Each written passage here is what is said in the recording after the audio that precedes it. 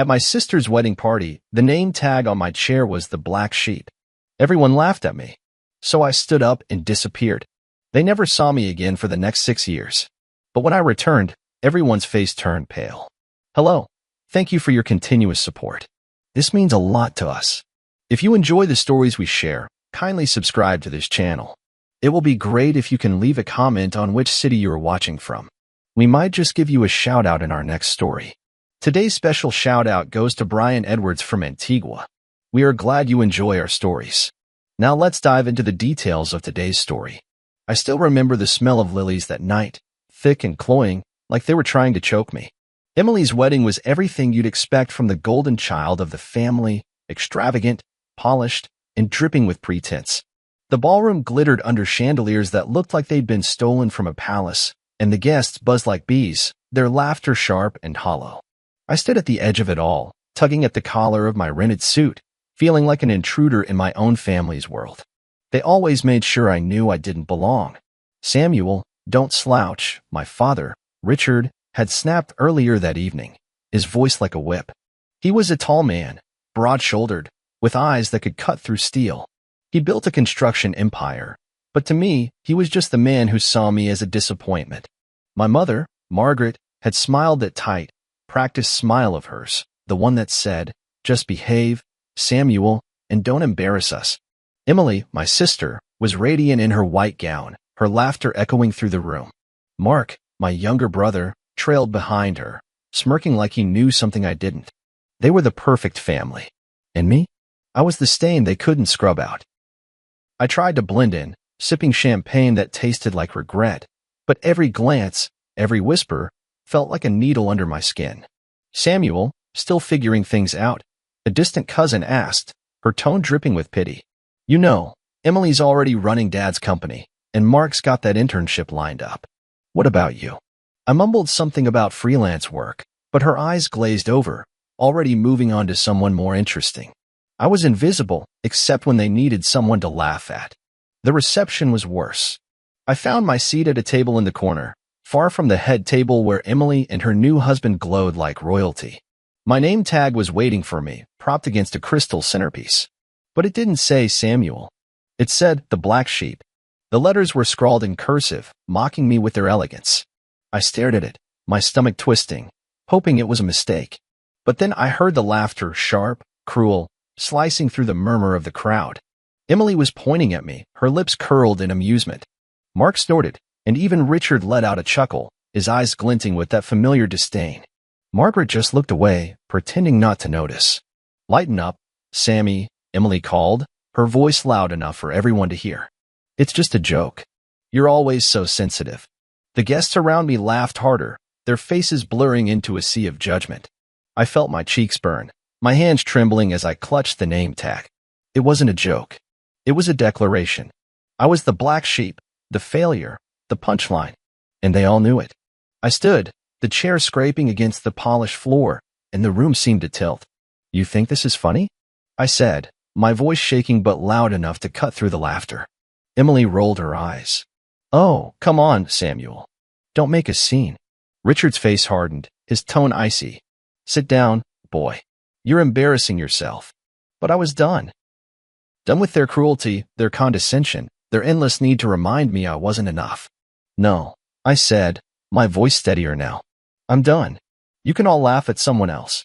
I turned and walked out, their voices fading behind me, replaced by the thud of my own heartbeat.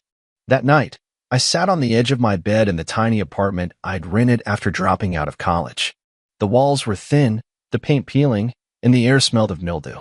But it was mine, the only place where I didn't have to hear their voices.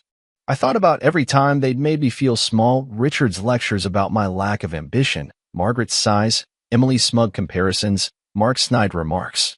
I thought about the time I tried to start a small business, and Richard had laughed, saying, stick to what you're good at, Samuel. Which isn't much. I thought about the birthdays they'd forgotten, the Christmases where I'd been an afterthought. And I thought about that name tag, the Black Sheep, burning itself into my memory. I couldn't stay. Not in this city, not in their shadow. I packed a small bag, just a few clothes, my laptop, and the last of my savings. The bus station was cold and empty, the fluorescent lights buzzing overhead. I bought a ticket to a city I'd never been to, a place where no one knew me, where I could start over. As the bus pulled away, I looked out the window at the fading lights of my hometown. I didn't know what lay ahead, but I knew one thing for sure. I would make them pay. One day, they'd regret laughing at me. One day, they'd see who the real black sheep was. The bus ride was long, the kind that made your bones ache and your mind spiral. I stared out the window as the city lights faded into darkness, replaced by endless stretches of highway and shadowed fields. The hum of the engine was the only sound, steady and monotonous, like a heartbeat I couldn't escape. I'd left everything behind, my family, my failures, my name tag that read the black sheep. But the weight of it all clung to me, heavy as the duffel bag at my feet. I didn't know where I was going, not really. The ticket said Brighton, a city I'd picked at random, but it felt like I was running toward nothing, or maybe toward something I couldn't name yet. Brighton greeted me with rain, the kind that soaked through your clothes and chilled you to the marrow. I stepped off the bus, my sneakers squelching on the wet pavement, and looked around. The station was small, its fluorescent lights flickering like they were about to give up.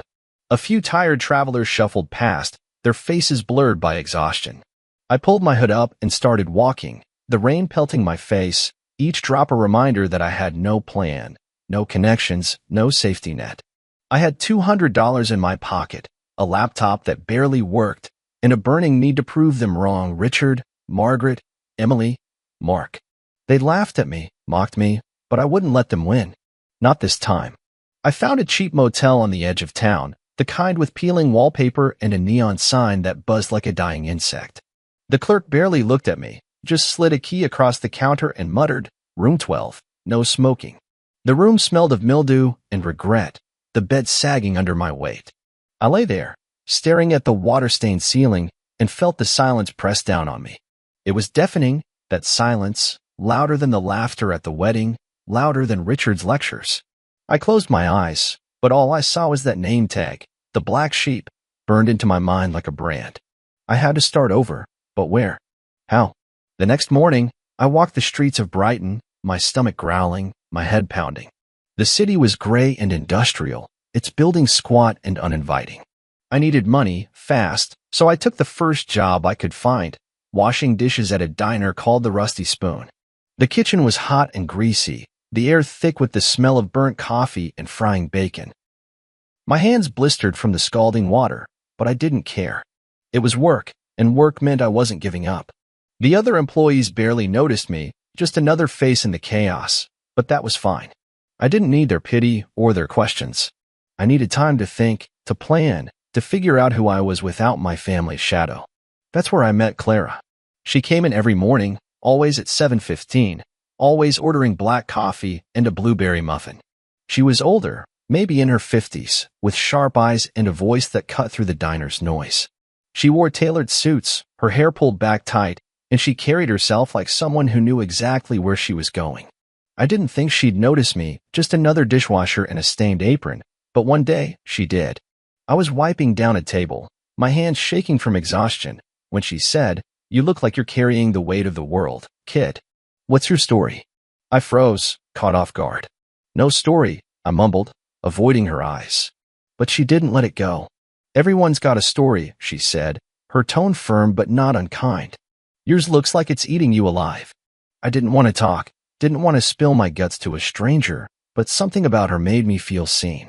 Not judged, not pitted, just seen. So I told her bits and pieces, anyway. The wedding, the name tag, the laughter. I didn't mention Richard's cruelty or Emily's smugness, but I think she heard it in my voice, the way it cracked when I said, "They think I'm nothing." Clara didn't laugh, didn't sigh, didn't offer empty platitudes. She just nodded, her eyes narrowing like she was sizing me up. "You know," she said, "pain's a hell of a motivator. You can let it destroy you, or you can use it to build something. What do you want, Samuel?" I stared at her, my mind racing. What did I want? I wanted to prove them wrong, to make them pay, but I didn't know how. "I want to be someone," I said finally, my voice raw. "Someone they can't laugh at." She smiled, a small, knowing smile. "Good," she said. "Then start small. Learn, build, and don't let them define you." She slid a business card across the table. "Clara Bennett, CEO of Bennett Tech. Come by my office next week. We'll talk. I took the card, my hands trembling, and watched her leave. The diner felt quieter after that, like the world had shifted under my feet. I didn't know it then, but that moment was the beginning of everything. I remember the first time I walked into Clara's office, the glass door swinging shut behind me with a soft click that felt like a promise. The building was sleek, all steel and glass, the kind of place that screamed success. I felt out of place in my worn jeans and scuffed sneakers, my hands still rough from dishwater at the rusty spoon. But Clara didn't seem to notice. She sat behind a mahogany desk, her eyes sharp as ever, and gestured for me to sit. So, she said, leaning back in her chair, you want to be someone. Let's see if you've got what it takes. I didn't know it then, but that moment was the spark that lit the fire. The fire that would burn down everything my family thought they knew about me. Clara didn't sugarcoat it. She told me straight up that success wasn't handed out like candy. It was fought for, bled for, earned through sweat and sleepless nights. You've got potential, Samuel, she said, her voice steady. But potential's just a seed. You need to water it, nurture it, or it'll rot in the dirt. She gave me books to read, business strategy, tech trends, biographies of people who'd clawed their way up from nothing. I devoured them, staying up late in my motel room, the pages lit by a flickering lamp. I started seeing patterns, connections, ideas that felt like lightning in my veins. I wanted to build something big, something they'd never see coming. It started small, like Clara said. I quit the diner and took a freelance gig coding for a startup, my fingers flying over the keyboard, the screen glowing in the dark. The pay was better, but the hours were brutal. I'd work until my eyes burned, then collapse on my sagging bed, dreaming of code and algorithms. But it wasn't enough. I wanted more. I wanted to create, not just fix other people's messes. So I started sketching out an idea, a sustainable energy app, something that could track and optimize power usage for homes. It was ambitious, maybe too ambitious, but Clara believed in it. It's risky, she said, looking over my plans, but risk is where the magic happens. Go for it, Samuel. I did. I poured everything into that app, my savings, my time, my sanity. I rented a tiny office above a laundromat, the smell of detergent seeping through the walls, and worked day and night. There were setbacks, of course. Investors laughed me out of their offices, saying I was too green, too unproven. The app crashed during demos, and I spent hours debugging, my frustration boiling over. But I didn't give up. I couldn't. Every time I wanted to quit, I thought of that name tag, the black sheep, and the laughter that followed me out of Emily's wedding. I thought of Richard's sneer, Margaret's silence, Emily's smugness, Mark's disdain. They called me nothing. I'd show them I was everything. 5 years later, my company, Brightspark, was a name people knew. We got national, our app downloaded by millions, our logo plastered on billboards and tech blogs. I'd moved out of the motel into a sleek apartment, the kind with floor-to-ceiling windows that looked out over Brighton's skyline. I married Jamie, my rock, the one who'd seen me at my lowest and believed in me anyway. They helped manage the company's growth, their calm balancing my fire. I built a new family, 2 colleagues who respected me, friends who celebrated my wins. But the old family, the one I'd left behind, was never far from my mind. I saw their faces in every victory, every headline, and I knew they'd see them too. They'd see, and they'd choke on their laughter. Back in my hometown, things were falling apart. I'd hear snippets from mutual acquaintances, bits of gossip that made my blood run cold. Richard's construction empire was crumbling, bad deals and lawsuits piling up like bricks. Emily's marriage had imploded, her boutique on the brink of bankruptcy. Mark had vanished, estranged from the family, his gambling debts a whispered scandal. And Richard was sick, some kind of cancer, the kind that ate you from the inside out. Their perfect little world was cracking, and part of me felt a twisted satisfaction. They laughed at me, mocked me, but now they were the ones falling. Now they were the ones who needed help. I didn't reach out. Why would I? They hadn't cared when I left, hadn't called, hadn't even sent a text. They'd let me disappear, assuming I'd crawl back, broken and defeated. But I hadn't. I'd built an empire, brick by brick, and now I was someone. Someone they couldn't ignore. Someone they couldn't laugh at. I looked out over Brighton's skyline, the city lights glittering like stars, and felt a fire in my chest. This was just the beginning. I'd show them what it meant to be the black sheep.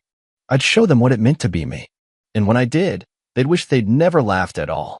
I remember the weight of the car keys in my hand, cold and heavy, like they carried the gravity of everything I'd become.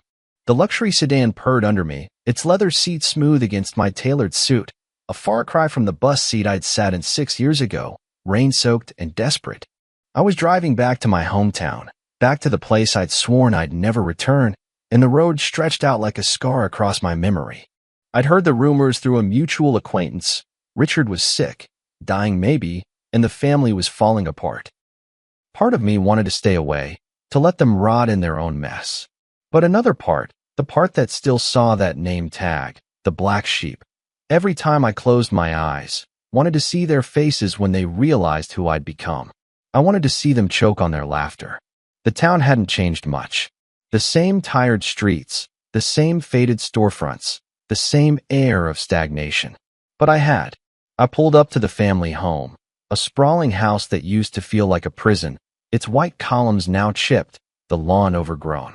I stepped out of the car, my polished shoes clicking against the pavement, and felt the weight of their eyes on me before I even reached the door. I didn't knock. I pushed it open, the hinges creaking, and stepped into the living room. The air was thick with the smell of antiseptic and despair, and there they were, Richard, Margaret, Emily, Mark, frozen like statues, their faces pale as ghosts. Richard was in a wheelchair, his once broad shoulders hunched, his face gaunt and gray. The man who'd towered over me, his voice like a whip, was now a shadow, his eyes sunken but still sharp. Margaret stood behind him, her hands fluttering like nervous birds, her smile tight and forced. Emily was by the window, her designer dress hanging loose on her frame, her eyes darting between me and the floor. Mark slouched on the couch, his hair greasy, his shirt stained, looking like he'd aged a decade in 6 years. They stared at me, their silence louder than the laughter at the wedding, and I let it hang there, heavy and suffocating. "Samuel," Margaret finally said, her voice trembling, too sweet, too desperate. "We didn't expect you. Look at you, successful, handsome. We've missed you." I almost laughed. Missed me? They'd let me disappear, hadn't called, hadn't cared. Now they missed me, now that I was someone. I didn't respond, just looked at Richard, his eyes meeting mine, a flicker of recognition, then fear. "You look good, boy," he said, his voice raspy, weak. "Heard about your company. Bright Spark, right? Big name now." I nodded, my face a mask, my voice cold. "You heard right. I'm here because I heard you were sick. Thought I'd see for myself." Emily stepped forward, her hands twisting together, her voice shaky. "Samuel, we're so glad you're back. Things have been hard. Dad's illness, the business, my boutique. Maybe you could help." I cut her off, my tone sharp as a blade. "Help? You think I owe you help? After what you did?" Mark flinched, his eyes dropping, but Emily pressed on, desperate. "It was a joke, Samuel. The name tag, it was stupid. I know, but we didn't mean." I laughed then, a harsh, bitter sound that echoed through the room. "Didn't mean it? You laughed at me. All of you. You made me feel like nothing. And now you want my help?" Richard coughed, a wet, rattling sound, and spoke, his voice strained. "We were wrong, Samuel. I was wrong. I pushed you too hard. I know that now. But we're family. Family helps each other." I stared at him, the man who'd called me a failure, who'd laughed at my dreams, and felt nothing but ice. "Family," I said, my voice low, dangerous. "You stopped being my family the moment you laughed at me. But fine, I'll pay for your treatment. Not because I owe you, but because I want you to live long enough to see what I'm going to do next." They stared at me, their faces pale, their eyes wide, and I felt the power shift, heavy and undeniable. They were desperate, dependent, and I was the one holding the strings.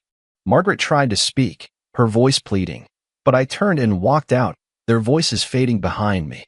I got back in my car, the engine roaring to life, and drove to a hotel on the edge of town. The room was sterile, cold, but it felt like a fortress. I sat on the edge of the bed, my phone silent, and thought about what I'd seen. Their fear, their desperation, their lies. They thought I was here to save them. They had no idea I was here to destroy them. And when I did, they'd wish they'd never laughed at me. They wish they'd never called me the black sheep. I woke to the buzz of my phone, a relentless vibration that cut through the silence of the hotel room. The screen glowed in the dark, 78 missed calls staring back at me like a challenge. Emily, Mark, Margaret, they'd left voicemails, their voices spilling out in a desperate flood, begging for forgiveness, for help, for mercy. Samuel, please. Emily's voice cracked, high and frantic.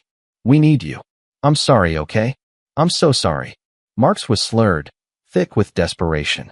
Come on, man. We messed up, but we're family. You can't do this. Margaret's was the worst, her tone pleading, fake sweet, like she thought she could charm me back. Samuel, sweetheart, we love you. We always have. Please, come home. I listened to every one, their words like knives twisting in my chest, but not because I cared. Because I remembered. I remembered the laughter, the name tag, the black sheep, the years of silence when they'd let me disappear. They didn't love me. They loved what I could give them now. And I'd give them something, all right. Just not what they expected.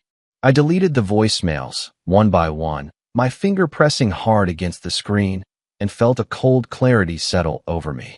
They thought they could beg their way out of this, thought their apologies could erase the past. But apologies were cheap, and I wasn't buying. I stood, pacing the room, the carpet rough under my bare feet, and started planning. I'd paid for Richard's treatment, not out of kindness, but to keep him alive long enough to see what I'd do next. To see their empire crumble, brick by brick, just like they'd crumbled me. I sat at the desk, my laptop glowing in the dark, and began to dig. I'd built Bright Spark into a powerhouse, and now I'd use that power to destroy them. They'd laughed at me, mocked me, called me nothing. Now they'd see what nothing could do. I started with Richard. His construction empire was already teetering, but I wanted it in ashes. I had contacts. Journalists, lawyers, private investigators, and I used them. I leaked documents, emails, proof of his shady deals, bribes he'd paid to cut corners, permits he'd forged. The headlines hit the next day, screaming across the front pages. Local businessman faces fraud allegations, Richardson's empire under fire. I watched from my hotel room, the TV flickering, and saw his face on the screen, gaunt and gray, his eyes wide with panic. The lawsuits piled up, creditors circling like vultures, and I knew he'd never recover. He'd built his life on power, and now I'd stripped it away, leaving him exposed, humiliated, just like he'd done to me. Emily was next. Her boutique was already failing, but I wanted it gone, erased, like she'd tried to erase me. I bought it out through a shell company, my name hidden behind layers of paperwork, and shut it down. I watched from across the street as the closed sign went up, Emily standing in the doorway, her hands pressed against the glass, her face crumpling. She'd laughed at me, called me sensitive, but now she was the one crying. I felt a twisted satisfaction, cold and sharp, as I turned away. She'd wanted to be the golden child, the perfect daughter. Now she was nothing, just like she'd said I was. Mark was easier. His gambling debts were a ticking bomb, and I lit the fuse. I leaked the details to a local gossip site, the kind that thrived on scandal, and watched the fallout. Local man drowns in debt, the headline read, his name plastered across the screen. He tried to hide, but the town was small, and gossip spread like wildfire. I saw him once, shuffling down the street, his head down, his eyes hollow. He'd smirked at me at the wedding, joined in the laughter, but now he was the punchline. I didn't feel pity. I felt power, the kind I'd never had, the kind they denied me. They came to me, of course, desperate and broken. Emily and Mark showed up at my hotel, their faces pale, their voices shaking. Samuel, please, Emily said, her eyes red-rimmed, her hands twisting together. You've ruined us. My boutique, Mark's reputation. How could you do this? Mark stepped forward, his voice hoarse. We were jealous, okay? We were stupid. But you're going too far. We're family. I laughed, a harsh, bitter sound that echoed through the lobby. Family, I said, my voice low, dangerous. You stopped being my family the moment you laughed at me. You think I'm going too far? You haven't seen anything yet. Jamie called that night, their voice soft, worried. Samuel, I know they hurt you, but this isn't you. You're better than this. I stared at the phone, my chest tight, and felt a flicker of doubt. But then I remembered the name tag, the laughter, the silence. No, I said, my voice steady. They made me this. And now they'll pay for it. I hung up, my hands trembling, and looked out at the city skyline, the lights flickering like embers. This wasn't the end. This was just the beginning.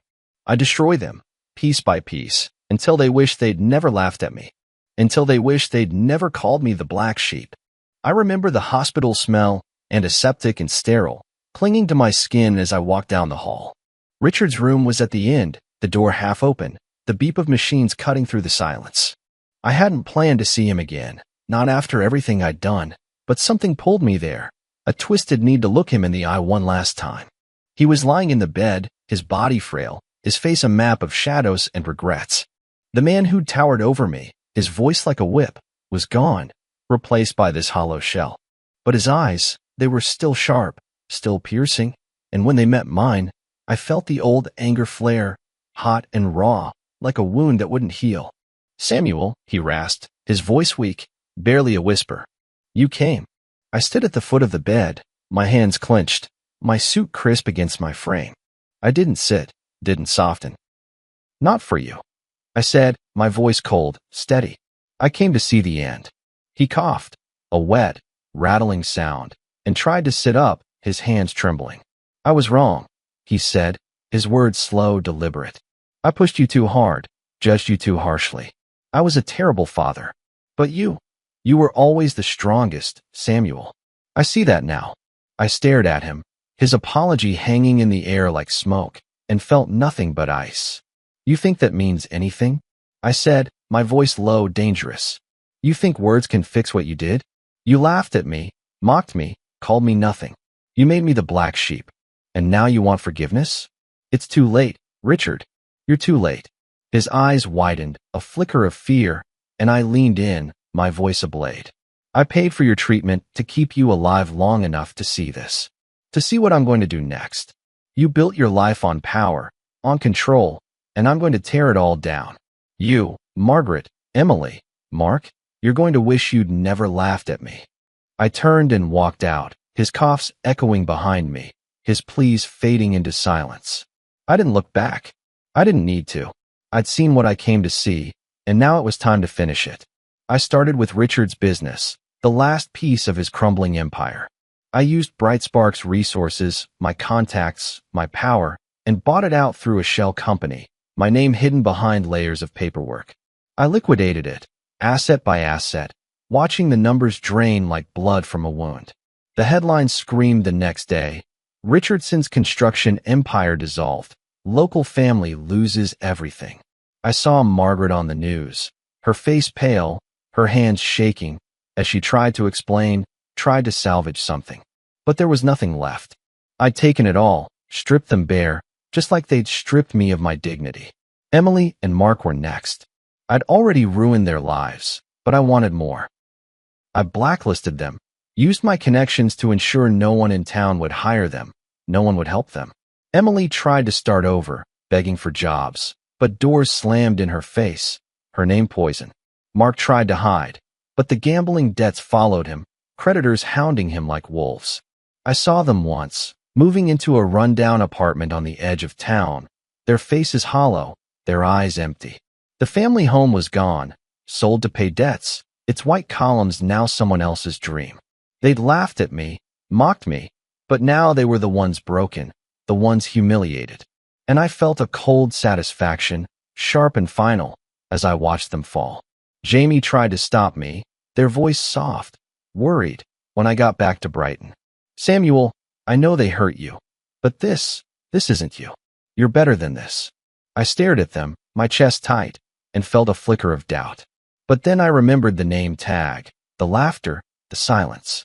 "No," I said, my voice steady. "They made me this, and now they've paid for it."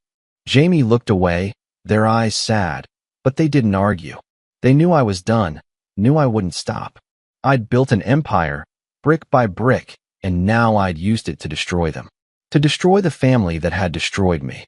I stood on the balcony of my apartment, the city skyline stretching out before me, the lights flickering like embers. Brightspark was stronger than ever, my name on billboards, my face on magazine covers. I'd won. I'd shown them what it meant to be the black sheep, what it meant to be me. They'd laughed at me, mocked me, called me nothing, but now they were nothing. And I was everything. I felt a cold satisfaction, final and unyielding, as I looked out at the city. I destroyed them, piece by piece, and I wouldn't stop there. I'd never let anyone hurt me again. I'd never let anyone laugh at me. I'd built my empire, and now I'd defend it, no matter the cost. Because I wasn't the black sheep anymore. I was Samuel, and I was unstoppable. That's Samuel's story, the black sheep who became unstoppable, turning pain into power. What did you think? Did he go too far, or did they deserve it? Drop your thoughts in the comments. I want to hear your take. If this story hit you, smash that like button, hit subscribe, and ring the bell for more audio stories like this. Quick question, would you forgive or burn it all down like Samuel? Comment below, and share this with someone who needs to hear it. Remember, you're not defined by where you start, but by what you build. Until next time, stay unstoppable. See you soon in our next story.